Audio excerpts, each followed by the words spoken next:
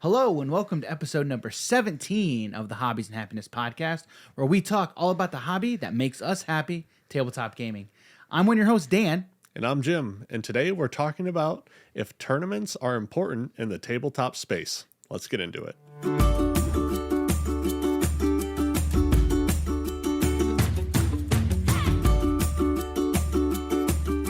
There you go. Did I say it right? Nailed it. I'm like, did I say it right? Please. Jim, I think we did 10 takes? I think it was more than that, Dan. I think it was more than that. Jim kept wanting to say, Our tabletop's important in the tournament space. I'm like, and yes, they are. They are very important. You need tables to play these games on. Cue the music. We already did the music at this point. Oops. Oh, dude, that was funny. That was funny. Oh my goodness. So it's been a long weekend, and you know why it's been a long weekend? Man, why is that, Dan? What happened this weekend? So this weekend we had our first community game day event. Yes. So we're going to be showing some pictures here on screen for you guys to see, which is why you need to be watching the podcast now on YouTube. Check us out on YouTube at Hobbies Plus Happiness.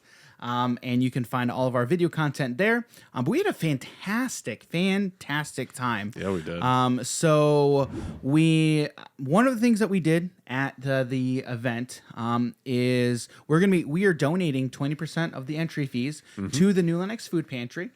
So we as a company, as an organization, we want to be supporting very heavily our local community, which is New Lennox here in Illinois, southwest suburbs of Chicago. So both Jim and I are from the area. We really have a heart for this area.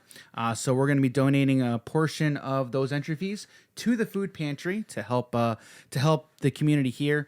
So we're excited about that. But we had a fantastic turnout. We had there's a lot of people that came out that we hadn't seen in a while from our old Grapple Games community. For sure. So, if you guys are watching, thank you for coming out. It was a lot of fun. So how'd you think the event went, Jim? Did you have fun? Yeah, I had a blast, honestly. Yeah. There was so many people there I haven't seen in a while, and people I still see to this day still went, and we were just having fun there, and it was nice to get the whole group back together again. So one of the favorite things that I did while we were there was I played with a group of 10 people. We played Secret Hitler. Yeah. And that was fun. So I know we've talked about the game on the podcast before, okay? It's one of my favorite party games because it's awesome. It is a lot of fun. So the way it works is essentially you've got two different teams. You have the liberals and then you have the fascists. So the liberals don't know who anybody is. The fascists all know who each other is. And then there's one person who is Hitler, okay?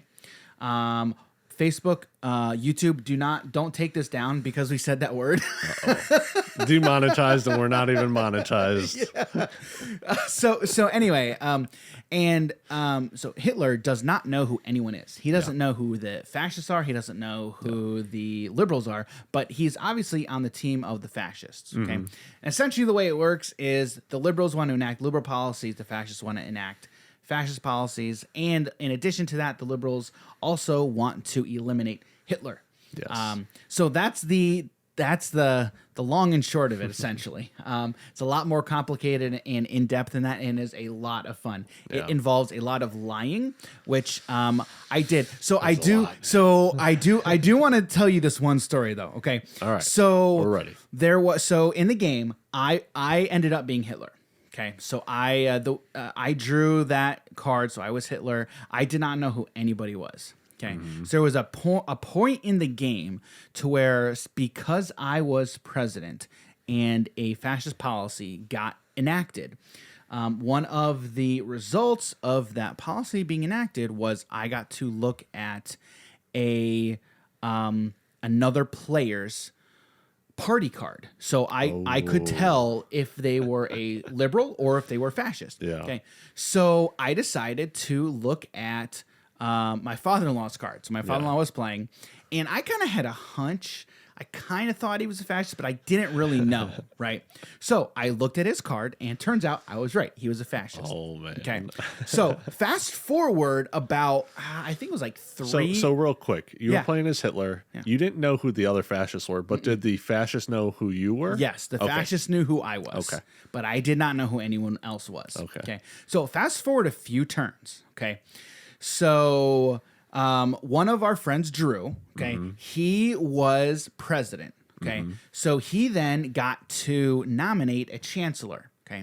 And so that was the government, for the turn. Okay.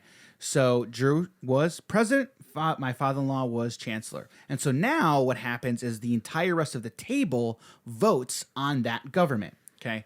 So we all vote to see if that passes. Okay. Yeah. So I, of course, vote yes, because at this point I know that my father-in-law is a fascist. Yeah. So I am backing my father-in-law for sure. Okay. And in the back of my head, I know he's a fascist, but if I need to protect him, I can just say that he's a liberal. Yeah. Okay. So Drew draws the 3 policy cards. Yeah. Okay. Discards 1, then passes the 2 to my father-in-law. Okay. And so then after a couple seconds, he puts down a fascist policy. Okay. And so Drew's like, what is going on? I gave you 1 liberal policy and 1 fascist policy. Why did you play the fascist? And so my father-in-law is like, what are you talking about? You did not give me 1-1. You gave me 2 fascist policies. And so what I jumped in and I went, well, look, Mike, my father-in-law, he is a liberal. Okay. So there's no way he's just going to play a fascist, because I'm telling you, he is a liberal. Yeah. Which, of course, I knew he was not. Yeah. So they kept going back and forth like, no, I gave you 1-1. No, you didn't. You gave me 2 fascists. My father-in-law almost had Drew convinced that he gave him 1-1. So at that point, because that policy got played, Drew, since he was the president, was able to eliminate someone from the table. Okay. So he was like, Drew was like, he is suspicious of me and Mike now. Yeah. So there were a couple other people who were like, you should probably take out Mike because it makes the most sense. If you're questionable, you should probably take him out. Yeah. And of course, I didn't know it at the time, but it was all the other fascists who were telling him to take out Mike and not me because they knew I was Hitler. So it was a toss up who he was going to eliminate. I mean, it also makes sense. If you know you gave someone a liberal and fascist card and they picked the fascist, you have to get them out. Right. And that's what they were saying. Like that was their logic, which it makes sense. It made sense. Right? But you also have to look at the guy who's like, no, he's a liberal. I know for sure. Yeah, pretty much. Yeah, we got him. We got Drew. There's so many ways we ended up winning that game, and it was you popped off at the end. Oh yeah. So Brady ended up putting down the last policy, the fascist policy, which I didn't know. Again, I didn't know he was a fascist. So he puts it down, and I'm just like, yes. So of course, all the other fascists, we all jump up. We're high fiving. I'm like, oh, you are, yeah. Yeah. So, oh, my bad. Oh, it was fun. It was a lot of fun. So if you've never played Secret Hitler, it is a must buy party game, 100%. Yeah, that one's a lot of fun. And of course, if you are someone who's very competitive, be careful. You might ruin some relationships. Or any of the social deduction games that are out there. Like Werewolf, Coup as well. Yeah. Sheriff of Nottingham. Yes. Yeah. Yeah. So those, that was a good one. Be careful. You've been warned. Yeah. You'll meet a lot of cool people in that game, and then you'll also meet a lot of not cool people. Yeah. So, that game was a ton of fun. So, So that being said, thanks again, everyone who came out. We greatly appreciated it. It was a really fantastic event to introduce ourselves to the local community, get our name out there. Yeah. We are going to be planning on doing another one probably in a couple of months or so. We're looking at right now timetable of probably around September, or so, maybe earlier, all depending on what we've got going on in the schedules. But stay tuned for in the next few weeks. We will be announcing something, but we're looking at right now, probably around September, to be doing our next event. So yeah, stay tuned. All right, so today what we are going to be talking about for the remaining time here is tournaments. Are they necessary? Ooh. Are they necessary? Are they important? And so I want to kick this off really with last week when we were talking about the future of organized play. You know, the conversation revolved mostly around Magic and Flesh and Blood, which I think are really honestly two of the best games to really be talking about when it comes to organized play. Yeah. Because I mean, Magic has been doing it for a long time. Flesh and Blood, the newcomer really to the TCG CCG scene, and they're already doing a fantastic job. Yeah, they're all about local play. So they're like, we want to get as much stuff into local game stores as possible. But one of the things that I learned from you last week was the Pro Tour. Okay. So the Pro Tour does not mean professional tour. It meant promotional tour. So and I think this is where this entire conversation really revolves around, is what we have to do is we have to answer the question, what are we doing this for? So in the tournament space, okay, why are we having tournaments? Like from the standpoint of Magic and the Pro Tour, why were they having the Pro Tour? Why were they promote? Because again, they're promoting their most recent set. They wanted to promote their game. Right, exactly. It was they wanted to promote their game, get the name out there, get the most recent set out there, sell product and make money, really. So but with Flesh and Blood, while yes, they do want to get their name out there and make money and sell product, from everything that I am reading and seeing, all they mostly care about is the communities, the local communities, the local game stores. Yeah. And they want to get their game out there, but they want to bring people together. Yeah. So in everything that I am seeing about Flesh and Blood, their top priority is to bring people together. Yep. So again, let's bring it back to, okay, are tournaments important in a tabletop space? I mean, I think the obvious answer to that is yes. Okay? I mean, let's start there. Jim, would you agree with that, or would you how would you approach that? So when I first thought about this, right, when we brought it up last week, I was like, yeah, of course. Yes. Except the more I started thinking about it afterwards, right, is like, Magic is huge, and we went over this already of how many people have ever been in a tournament for Magic. So local game store and higher. Yeah. It was about 10% of the people in Magic have done that. So if you're saying, is it important enough, like to where 10% it's that important? I would say no. Because, and it's also like, what are you looking to get out of the game? Right. So, but aside from Magic, right. So that conversation there is strictly in talking about Magic. Yeah. Right. And so that's why the entire conversation we had last week when we were talking about Magic, and that's why I said about I didn't like the direction they were going, but it made sense. Like I understood. I can understand why they're doing what they're doing. I love tournaments. Sure. Yeah. You know? Like if you've been to one and like you don't even have to do well at these tournaments. And like some of the best, because we know you didn't do well. Yeah, I did terrible. 2-7. 2-7 was my first one. I was at like the last table, like third to last seat. I remember seeing some lady who's like gone completely undefeated, and by that I mean she didn't win a single game. She was last seat, and she was playing the deck I know I did not want to verse because I would have lost to her. Like she would have got her first win against me. So, and but like you're having so much fun at these tournaments, even if you aren't trying to take it competitively. You're just going there to have fun because again, it's just like, oh, it's like a local game store at that point. If you go to it, it's just you're there hanging around with people who are also enjoying the same game as you. Yeah. So So it's hard to say if it's important or not because what are we saying? Well, right, because you also got to think about it from so many different perspectives, right? Yeah. You have the publisher of the game. Yeah. Right. they if they're putting on a tournament, they have their reason, right? Then you have your local game store, or we'll just say your local community, right? Yeah. If they're putting on a tournament, what's their reason? Okay. If you, as a consumer or a player of the game, if you are either putting on your own tournament or playing in a tournament, why are you doing that? Yeah, right? exactly. So there's so many different aspects and angles to really talk about. And that's why in last week, we mostly approached the conversation from the standpoint of an end user / consumer, right?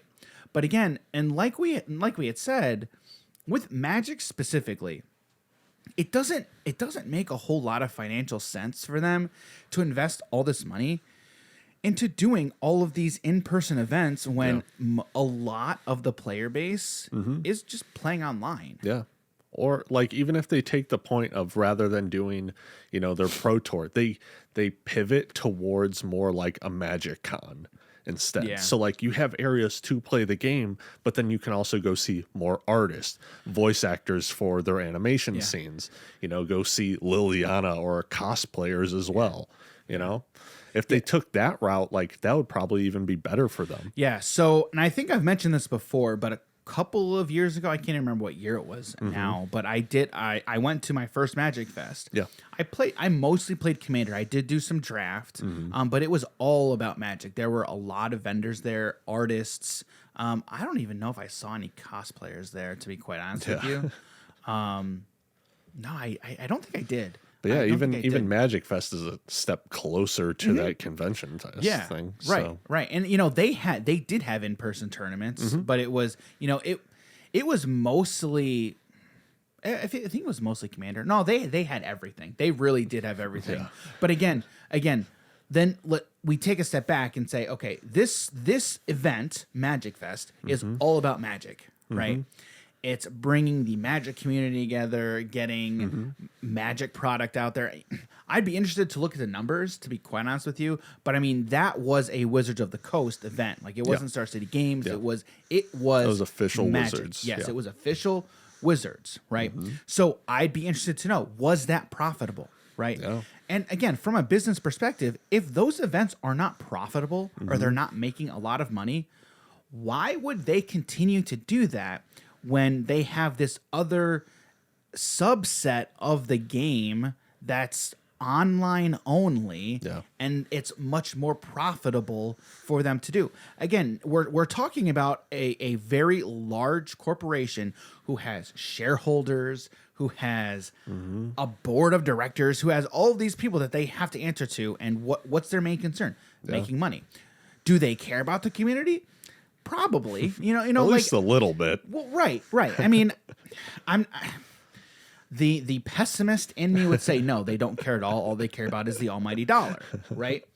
But I mean, some of them, yeah, for sure, sure, right. But those would be the people like at the highest level, the people sitting on the board or whatever. Yeah. But most of the people, I would assume, at Wizards who are making the game for the community, they really do want to give the community, what they're looking for, right?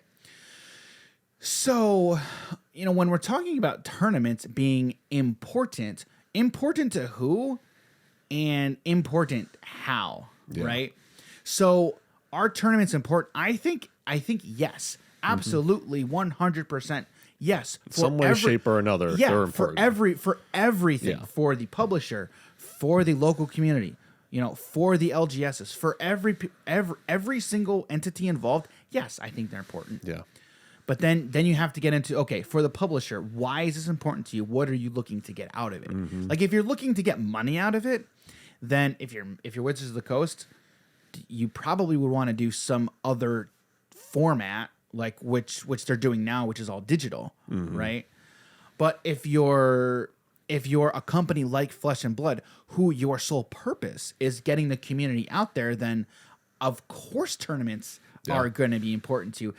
They're just going to be important for a completely different reason, because you've built your entire brand and your entire company about bringing people together. You know, one thing I'm a little bit interested in knowing as well is how many people went to Magic Fest that have never been in a tournament. Like from that 90% that we knew from the previous years. Okay. Like how many of them have now gone so to that Magic Fest? stat, what was that statistic, that 90%? So it was 90% of people that have bought Magic. That was the other thing, because like it could also be parents buying it for their kids. Okay. So it was 90% of people that have bought Magic in whatever time frame it was. I forget the exact time frame. Okay. And have not gone to a local tournament, have been in a tournament, so local or higher, local game store or higher. Okay. So let me ask you this. I think I know the answer, but just I want to confirm here. So for me, okay, since when I started playing, I started going to FNM, and I did play in some of the standard tournaments. Yeah. I mean, they were very, very small scale. Yeah. Am I in the 90% or am I in that 10%? The 10% of people have gone to, 10% of Magic players have gone to a tournament locally or higher. Okay, so FNM, so FNM events Yes. are considered Yes. local tournaments. Then. Yes. Okay. All So right. the local game stores, FNMs Wow. or drafts, things along those lines. Wow. Yeah. It's a lot. Wow. Yeah. That's crazy. That is crazy. I didn't You're part of the 10%. I didn't even think about that. Wow. Yeah. That's insane. Yeah. Now, Then when what you are you really doing? think about it. Then what are you doing? Yeah. That's why I was saying, like, well, it's just playing with friends or getting in cards for younger people or whatever. Percentage of people who've bought physical Magic cards? Yes. Wow. That's crazy. Yeah. That's insane. Yeah. I was really surprised by that. So that's why I was thinking, I'm like, well, important until I really thought about it. And because 90% of the people who buy physical Magic cards don't go to tournaments. Yeah. So is it important? Well, yeah, it's important for the people who go, especially if you want to hone your skills, get better, learn more cards, learn ways to beat the decks. Yep. Yeah, they're important. They're really important. So yeah, that's crazy, dude. yeah. That's crazy. Wow. Yeah, the number was pretty crazy when I heard about it. Wow. And honestly, like that puts this conversation in a completely different light, because So again, Dan, is it important? for Magic, yes, I still think yes. But again, yeah. I'm speaking from my standpoint. Yeah. Like it's important to me. It's important for me, right? Because again, like for us, and we've talked about this ad nauseum. We are all about our local community. We're all about the community. We want to bring our community together. Yeah.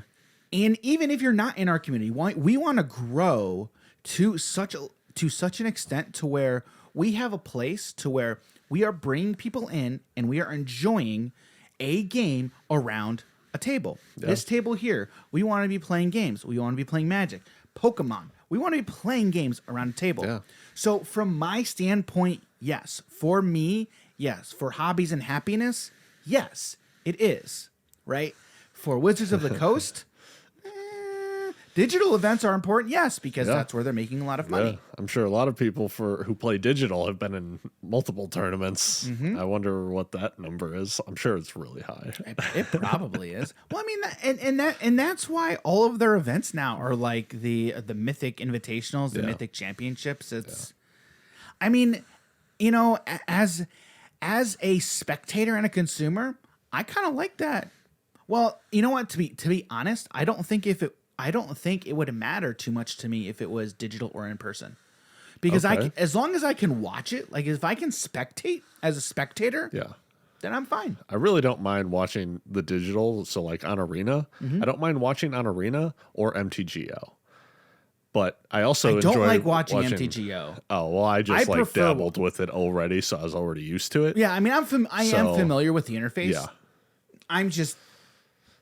After using Arena, I like the Arena interface just a little bit better. It's more modern and up to date versus Windows 95. I don't play on either of them. I don't play on either of them anymore. But like since my biggest format is modern and they don't have that on Arena, true. I have no other choice. It's either paper or MTGO. Yeah. No, that and makes that's sense. that's all I even watch on MTGO content. It's just modern gameplay. Yeah. No, that makes sense. You're right. You're right. Yeah, if you do modern, you are strictly limited to MTGO. Yeah. Yeah, that makes sense. Yeah, that makes sense. But where I was going with it was, as a spectator, I don't care if it's digital or in person. As long as I know, as long as I can watch and see what's going on, then I'd be content. Yeah. As long as I can see the gameplay, as long as I have for me, as long as I have high quality commentary and commentary that's engaging, then I'm good. And honestly, I feel like Magic has done a pretty good job at providing that. Oh, for sure.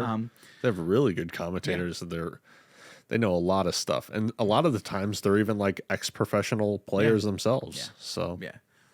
So I think they've done a pretty good job of doing those. And honestly, and I know Flesh and Blood, the stuff that I've seen, they're starting to do a really good job. Yeah. With their getting the tournaments out there as well for media. The thing I really like about Flesh and Blood is they have their unlimited sets, but also their first edition sets as well. So your cards will pretty much hold their value. Yeah. So when you compare it to, Magic tends to be really good about their cards holding their value. Yeah. Whether it's reserved list cards that will never get print, those are pretty much always going to hold it. Yeah. But also modern cards as well. Like you have cards that will range from really low, from pennies to like $5, but then all the way up to like $100 cards. Yeah. So there's a wide range in it. And sure, they'll reprint those cards every now and again, maybe like once every 3 years, something along those lines. Yeah. And then the card will go down a little bit. But it's not like going from $100 down to $7 with a reprint. It'll normally do that if it gets banned. In whatever formats. So let's start talking about games that aren't Magic and Flesh and Blood. Yeah. And then let's push the conversation there. All right. So, all right. So are tournaments important for other games that aren't Magic, Flesh and Blood? I still think yes. And again, I think they're more important on a local level than anything. Right. I don't think publishers, for the most part, I think the publishers that care about tournaments the most are games like Magic and Flesh and Blood, where they're coming out with new content every few months. So like Ashes Reborn is a good example. Yeah. Okay. Now Ashes Reborn is actually in an interesting topic because they have a new model. Because Ashes used to be a game that was out a couple of years ago, went away, and now has come back because this one right here. that one right there. Ashes. So it came back because player demand. Right. And honestly, they're going to be coming out with new content every few months as long as the demand is there. Okay. So for Ashes, I think tournaments. Who are tournaments going to be most important for? Are they more important for the players at that point or the publisher? Because who has a higher stake? I think right now in a model like that, to where if the players want more content, it's up to the players to keep the game going, right? I was gonna say it's probably more important for the players. I would, Like if you're invested in a game and you want to keep it going, then like you're more likely to for sure go to those spaces. But going off of that, if that's the case, then how profitable is Ashes Reborn for Plaid Hat? Because Plaid Hat Games is a publisher. Yeah. Like I would be interested to look at those numbers. I'd be interested to know what they are. Because if it's more important, okay, let's not say more important. I mean, let's just say like if it's important at all, like if it's important to the players to keep this game going, it seems to me that the players have more at stake than the publisher does in a model like that where it's player driven production. And I know Team Covenant has had a big hand in bringing this to fruition, and I think it's fantastic what they've actually done. Then, I mean, Team Covenant has worked directly with Plaid Hat to really get the word out there and get people on board to bring this back to the population, essentially. And I think it's fantastic what they've done, to be honest with you. But it opens an interesting conversation to where who has the most to lose? Who does have the most to lose? I think it's the players. Now, granted, we're going to be getting into Ashes. Like, we're going to be playing it for sure. But man, I don't know, man. It's interesting. It's hard because so the company, they have some stake. Yeah, they have some stake, obviously. But it's also thinking about like what percentage of Ashes Reborn in comparison to like the rest of their games as well. Like how much of that is in comparison. So is it like 5% of their total their everything, or it's probably 2% or something along those lines? So like for them, they probably won't care if it does go under, aside from the players not having anything to play or new content for those players to play. Now, if you're listening to this or watching this and you know more about this than we do, then like hit us up, let us know, because we're not approaching this from the standpoint of, oh, we know 100%. And we are telling you, no, this is all just stuff that we've witnessed or come across. We are getting into, like, for Ashes, we're like on the outskirts looking in. We've got our tiptoes. Yeah, I've dabbled very little in the game, so like I understand how to play it to a degree. Yes, nothing crazy. It's not like I've gone to other gatherings that people have played this game, and I don't think you've played it yet. I still haven't played it. He hasn't played it yet. He's got the box chilling right there. I've got it there, and we're gonna get into it for sure. Like, we're gonna stream it, we're going to play it. Yeah. Like, there is zero doubt in my mind that it's going to happen, because it's gonna happen. Yeah. So, but it's from the stuff that we've witnessed, it's opening some interesting conversations for us, because we don't know totally. And so we're asking the questions, we're making some educated guesses, and I'd be interested to know, like, if we're off, or like how if we are off, how far off are we? Yeah. So and honestly too, like, once we get to the point to where, you know, if you have your own store, like, you see numbers, like, you see your numbers, your sales numbers, you have connections with publishers, with developers, with distributors. You have your finger on the pulse of the industry much more than somebody who doesn't have their own shop. Yeah. Right. So since we don't have our own shop yet, that is the goal. That is eventually. That is a goal. That is a goal. You know, we want to keep growing. But that being said, we're on the outside, kind of looking in, trying to we're deducing what we can. Yeah. We'd love to get any knowledge. Yeah, for sure. That could help us along the way. For sure. So Ashes is an interesting topic here, and when we're talking about tournaments and how, if it's important, who it's important to. Yeah. So that's kind of Ashes. Now, deck building games is another one. Like, how important are tournaments for deck builders? Again, I think they're important. And again, I think it's mostly for that. Again, I think it's the community who cares about it. Like, if you have a local community who is really into Legendary, or is really into DC deck building games, or DC deck builder, then you want to be promoting it, right? Does the publisher care? Do they care? I'm sure they care. Yes, probably. Well, I'm not gonna say probably. Yeah, they care, because you're playing their game. You're as such, you're giving them money, right? So do they care about that? Yeah, you bet they do. But does it matter in the end to them? I don't know. I really don't know. And like, for me, thinking about whether it's board games or deck builder games like that, like, tournaments, for me, I wouldn't say they're important. I would more so go towards a gathering who are looking to play these games more so, rather than going to a specific tournament. Because, like, going back to Magic, I've had a lot more fun in Magic not going to a tournament, just playing with random people at a game store, just like a group of friends playing it, enjoying ourselves more than I have had going to some of these bigger tournaments. So you also then have to come at it from the standpoint of, okay, like, what's your purpose? Are you trying to just have fun, or do you want to try and be competitive? That's why we were talking about, like, how is it important, right, from all these different angles. Right, because again, then you have to, again, step back, and then you approach it from, okay, what is my goal That's here? why I said for me. No, yes, no, I caught that, and I'm with you 100%.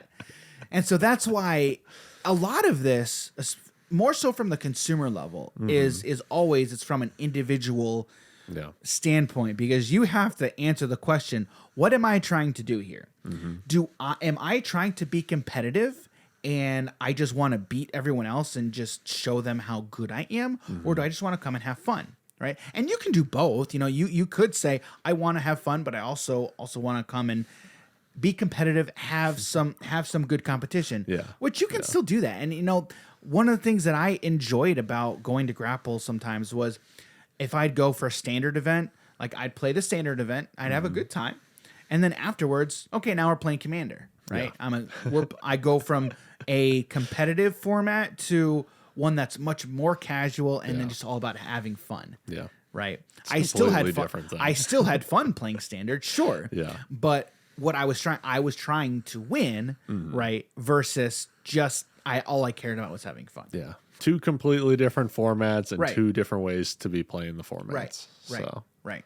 So it always comes back to, what are you trying to accomplish?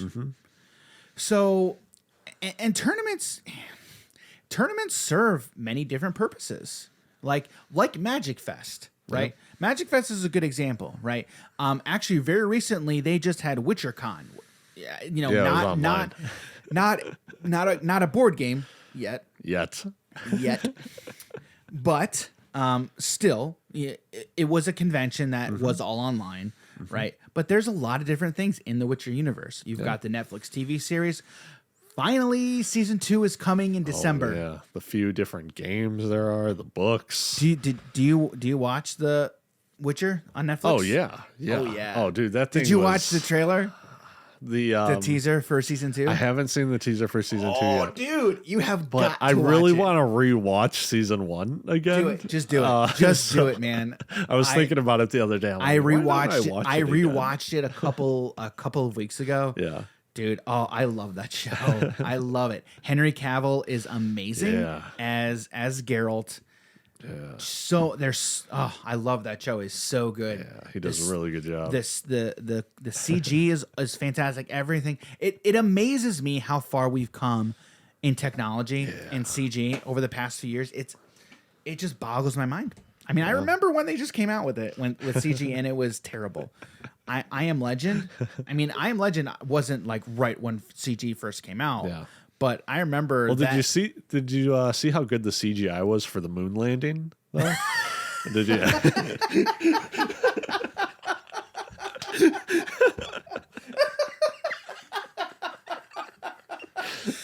Dan, it was wait.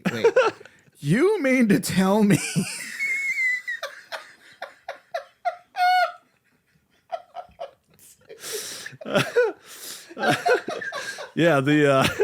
The moon landing in was it 69? I think that was when it was. 1969. Oh, dude. Yeah, the CGI, dude. It was incredible back then. I don't even know when they came out. TVs were so bad. Since the TVs were so bad, nobody could tell it was CG because it was all grainy anyway. We have too much fun sometimes. If you can't tell. Oh, dude, you know what? Sometimes, Dan's crying. Again, you do that to me. Oh my word.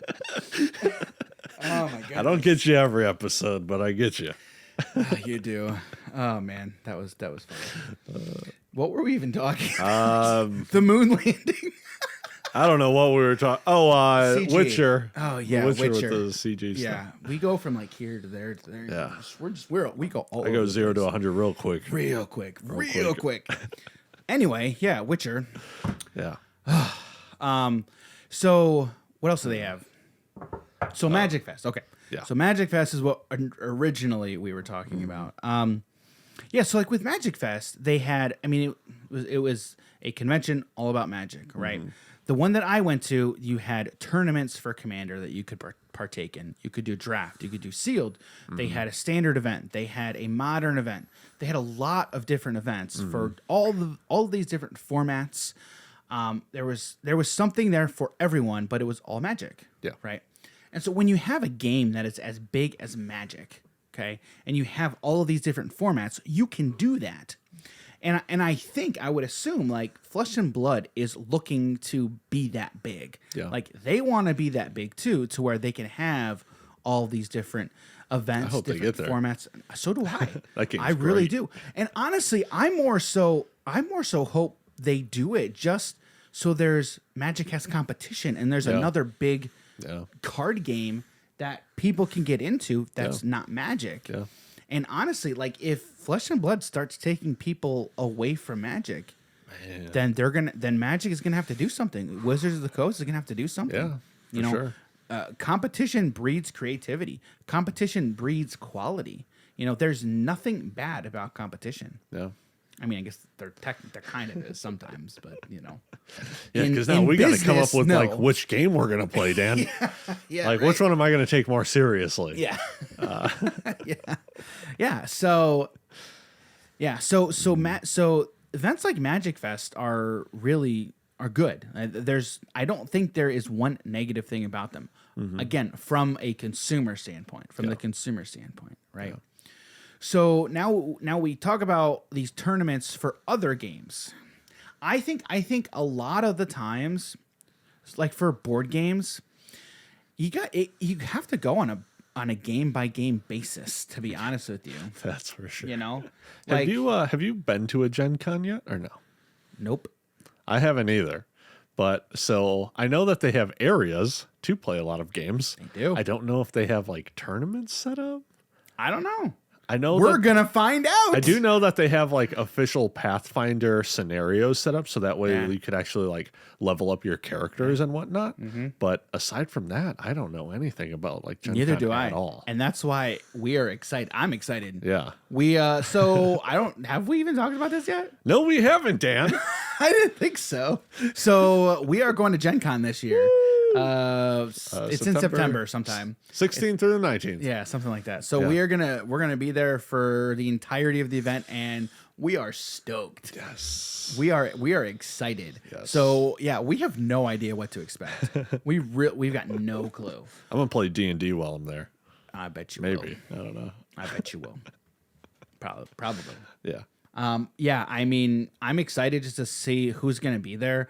I'm excited to meet people in the community, like in the tabletop space, get, develop relationships, get to know people, talk to these publishers, I want to meet the people who make some of my favorite games. Oh, that would be great. You know what I mean? Like where was your mind when you were making X game? Like if we were gonna find the person who made like Red Dragon Inn, yes. Where were they like, oh yeah, I just got done with a D&D session. We only stayed in the tavern getting drunk and gambling and fighting each other. Like I have no idea. Now yes, exactly. Speaking of that, like one thing that I have said, and I think I said this last night,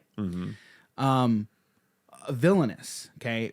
I feel like every single time I play Villainous, I am just blown away at how well that the people who designed this game did. Yeah. Like, I feel like they did a fantastic job making me feel like I am the villain that I am playing. Yeah, we played Marvel Villainous last night, and some of the cards that were supposed to mess up a specific character. So we flipped over a card that really hurt Hela, right? Yep. Except then it was like, all right, well, we should hit her because it's her card and she does stuff with the graveyard to then reshuffle it back into the deck. Except I had cards set up to where I could also mess with my graveyard. So then it was like, it didn't matter which one of them that they hit.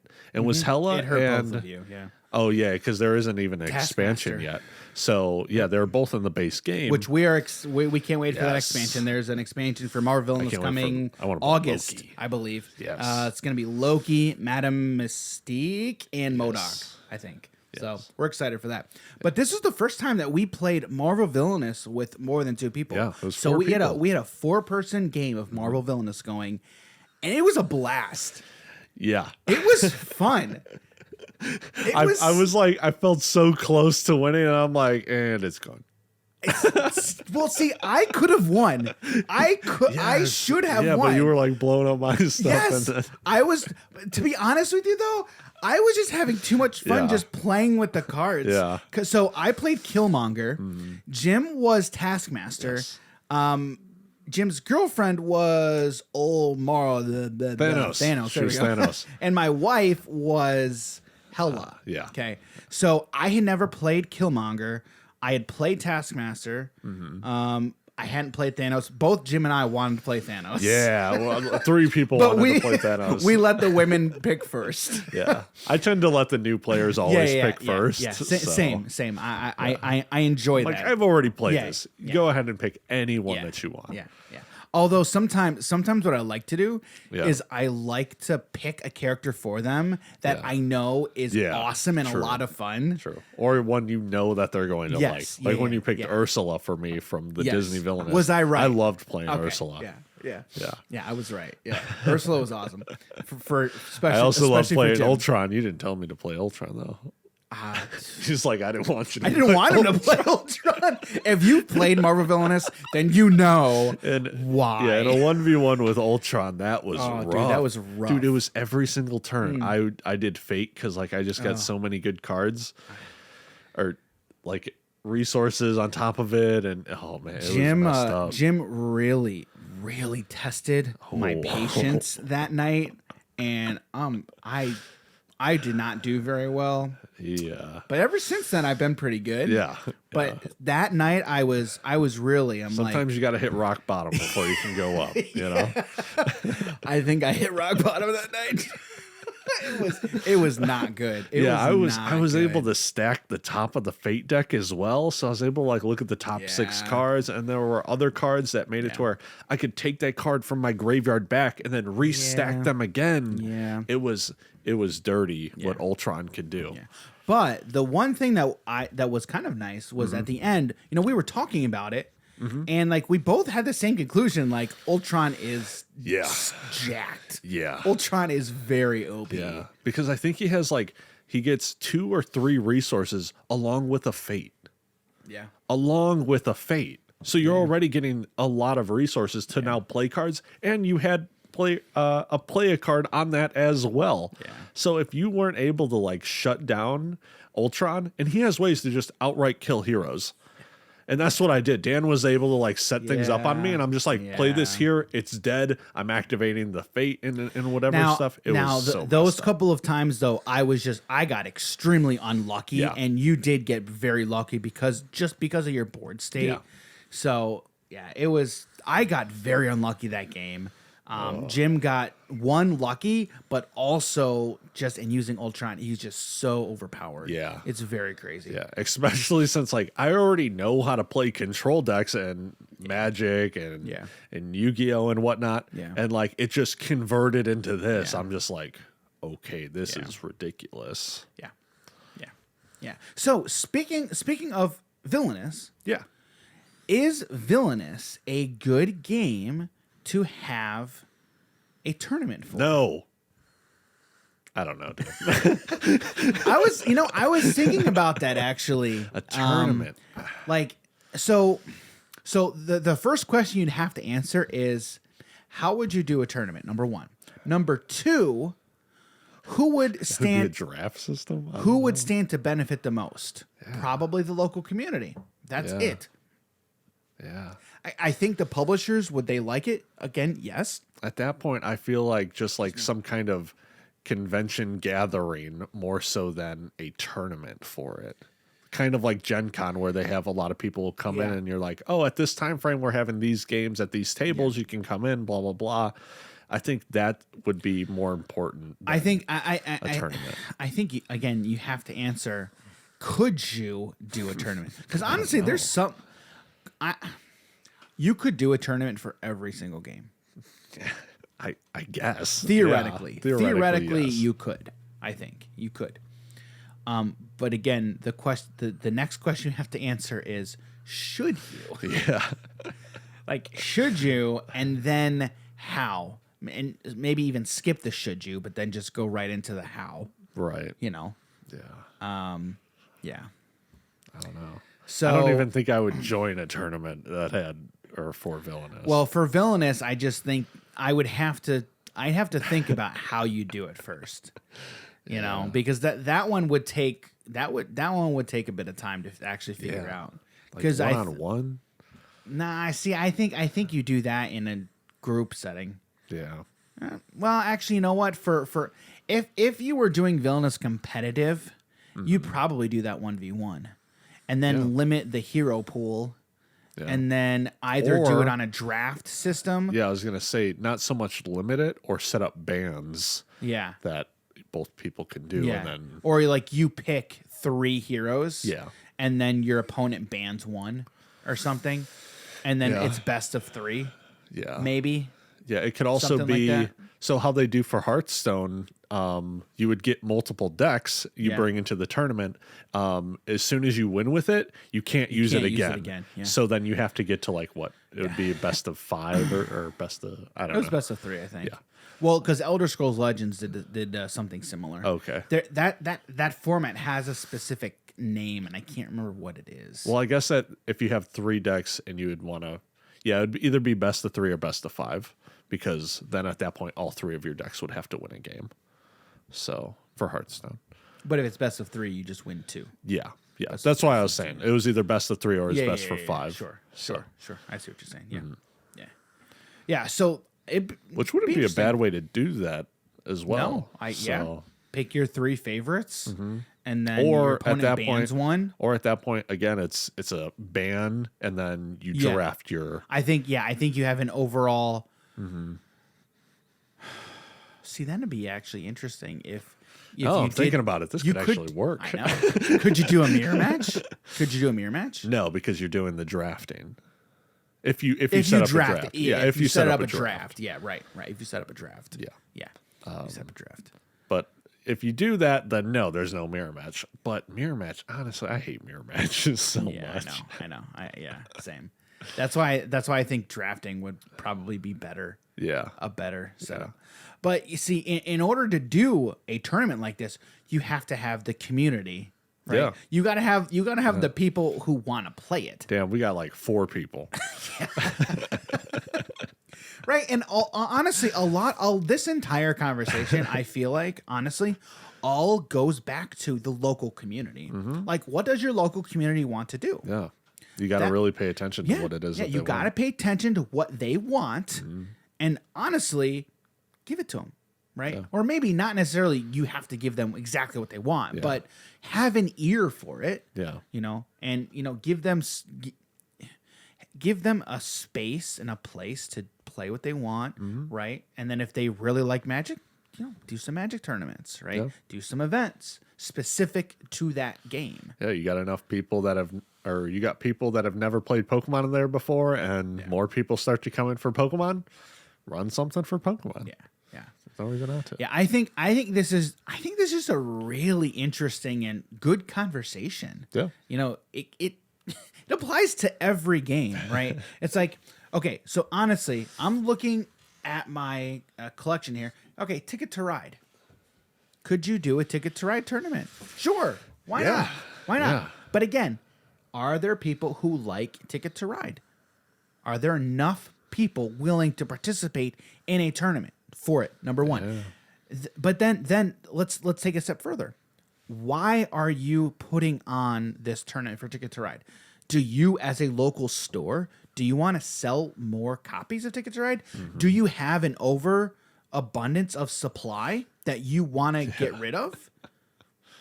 Get people introduced to the game? Like, what's your goal? Or is it just because you have a lot of people who come in to play Ticket to Ride and really like it? Yeah, yeah. And want to see who's the better one that week. Again, I think every decision here is boiled down to what's your goal? Yeah. What are you as X trying to accomplish? Is What it are you important? as a local game store owner trying to accomplish? What are you as the publisher trying to accomplish? Right? Yeah. And that's why a lot of these companies, like Legend Story Studios for Flesh and Blood, they have connections with all of these local communities because they want to get their game out there. Okay, they want to grow their fan base. They want to grow because if they grow the local communities playing Flesh and Blood, they win. Right? Legend Story Studios wins. They are a winner because their game is growing. Yep. Okay. So there's different levels that you're talking about, right? There's different levels. You've got different aspects. It's just there's so many things that you can there's so many ways you can talk about this. And so you just have, the first thing you have to do is, okay, where am I at? Am I a local owner? Am I a local community owner? Am I just a part of the community? Like if you're a part of the community, like if you really like DC Deck Builder and you want to grow that community, okay, get involved. Number one, okay, go to your local game store. Say, hey, I really like this game. Do you, the owner? Hey, you're an owner. I really like DC Deck Builder. Have you heard of it? Yeah. Yes, I have heard of it. It's on the shelf. Okay. Do you like it? Do you enjoy it? Because I love the game. Yeah. Okay. Now I would my really, first deck builder I I ever would played. really like to play this game a lot more, and I want to get a lot of people who also play it. Are there other people who come in here and play it? None. Okay, then can we put something on to introduce people to this game? Sure. So You can come in on Tuesday when we have open board game night. There you go. So like that's the start of a conversation. So like again, where are you at? Like, are you just a part of are a part of the community? You know, there's a lot of different aspects to it, and it's interesting. Or even if you don't have a local game store that you either like to go to or don't even have one, there are things online that you can get together and meet up or whatever it is, Facebook pages. Yeah, speaking of DC Deck Builder, like I've been on Facebook and there's a few DC deck building groups that are on there. Yeah. And some of them are like, they're competitive. Oh man. Like they're competitive. And What's their tier list? Is Cyborg on that tier list? I showed you that one website. Yeah. Yeah. That had like this ban list. Yeah, the ban list. I was surprised by that. I'm like, really? Same. It's because we're not in that world, you know? Yeah. And that's why I'm like, I'd be interested to get involved with it because I love deck building games. I love card games. Like I just started playing Legendary. There's a Legendary app for the phone, that's right, but it's not Marvel Legendary. It's nothing. It's not. It's just they have Alien. Yeah, it's Legendary, but it's like cartoon characters for some other. It's a completely different universe, but it's still Legendary, right? And it's fun because Legendary is awesome. Right. Legendary is a fantastic deck builder. Marvel, there's a lot of different ones. They got a Big Trouble in Little China. Oh, do Legendary. They really? Yes. Oh my! There's a Firefly. My favorite one I saw. There's a Firefly. Yeah, I remember seeing the Buffy the Vampire Yes, Slayer one. I there's a like Buffy. that one too. Yes. Alien, like you were saying. I have heard Alien is fantastic. I have heard that one is fantastic. Okay, that would be cool to see. So, but anyway, like I love deck building games, right? And so I'd be interested to, I can get involved in some of these communities just online. Go to Facebook, jump on their Discords if they have a Discord, and play with people in the community that way. There's also Tabletop Simulator. Please no. Please no. Look, all right, I don't like it either, Dan. Okay, but it is an option, right? Right? It's a there. lot of people like it. Yeah, it's there and it's an option. And we've had this discussion before. Like we're not the biggest fans, but we like that it's there and it is an option. Yeah. And I feel like eventually we'll have to get this. I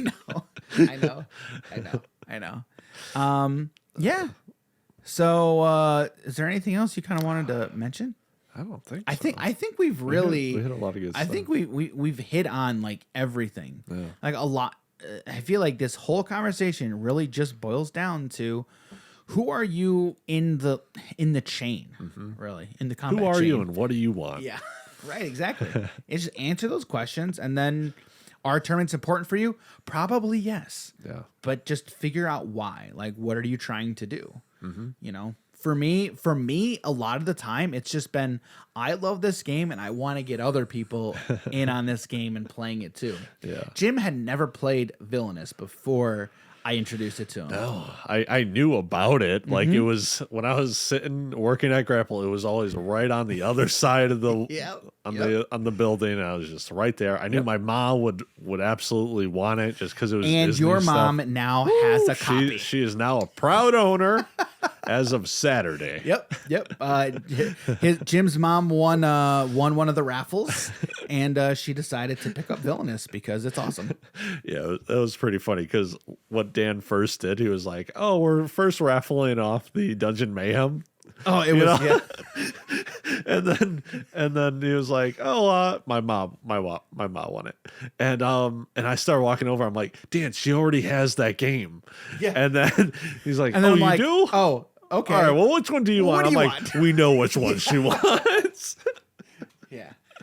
So I actually have video of that raffle pull. Oh, do you really? I do. Oh, man. Yeah, let's actually go ahead and play that right now. Let's for play you guys. that. So yeah, let's check it out. All right, we're raffling off Dungeon Mayhem, and to alleviate any concerns of cheating by some people, we're gonna have Nolan is gonna pick the ticket. All right. So, I think he thinks he's probably winning. we're gonna shake it up a little more. Okay. All right. So, all right, go ahead, Nolan. Reach in there and just grab one. Reach all the way in there. Reach all the way in. All the way in. Okay. All right, we're gonna take a look at it here. 338297. Okay. All right. Good job, Nolan. So my son actually picked that out. So it was kind of funny. Yeah, it was. He was excited about he was. making. He's like, "I want to do the second one." That was fun. Yeah. So he definitely enjoyed himself. You just saw him running away. Yes, sissy, woo! My kids are the best, dude. They are just fantastic. So. He was the real winner that night. Yeah. He was the real winner. He didn't win anything, but in his heart he did. He won. You better believe it. All right. So, all right. Well, Jim, that was fun. That was a good conversation. So, yeah, so we have got, you guys can hit us up on all social medias, right? Yes. You can hit us up on Facebook, Instagram, Twitter. I'm going to leave links in the into our description for all Discord. these. Jump in the Discord. Oh, man. Our Discord is it's been bumping lately. yeah, it's been hopping. Yeah, it's a good community. Yeah. A lot of local guys. We've got a pretty big local community. We are looking to grow this community. Yeah. Honestly, to the moon. We're Diamond hands, Dan. Diamond hands. Yeah, so you can hit us up on all social medias. You can check out our website, www.hobbiesandhappiness.com. Shoot us an email at hobbiesandhappiness@gmail.com. If you've got a story, hey, did you play Secret Hitler? Do you have any good Secret Hitler stories that you want to tell us about? Let us know. Shoot us an email with some of your favorite gaming stories that you've got, and we'll check them out. We'll read them. Yes, as I want to do that. I would love to hear some of these stories. Seriously, I love hearing people's stories, playing some games that I enjoy playing. Even if I was there, if we're talking about a family member, let us know how you also have seen these games play out. Have you played Secret Hitler with me? Tell me how I was. Is your name out there, Bobby? Let us know. Hey, do you want to call in? We will have you on if you want. Standard rates may apply. Yeah. Standard text messaging rates may apply. Yeah. So, all right, Jim, how can people find you on socials? On the internet? You guys can find me at Twitter and Instagram at Jim Morgan HNH. You can hit me up on Instagram at daniel.g.campbell and Twitter at _DGCampbell.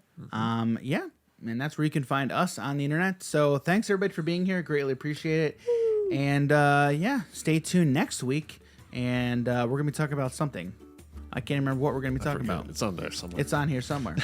But we're going to be talking about another fantastic, fun topic. So thanks for being here, everybody. And yeah, we'll see you all next week. Thanks, everybody. Have a See you good later. one. All right, Take care. bye.